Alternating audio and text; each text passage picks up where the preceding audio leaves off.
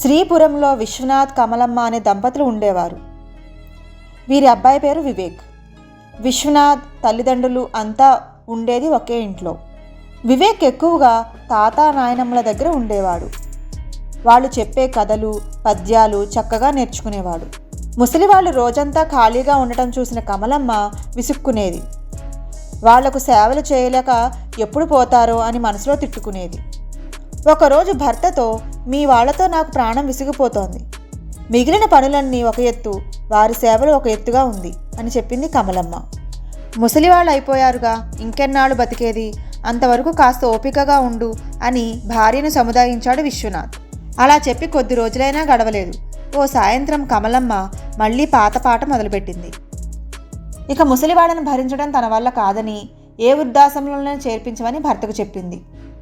భార్య మాటలకు సరేనంటూ తలూపాడు విశ్వనాథ్.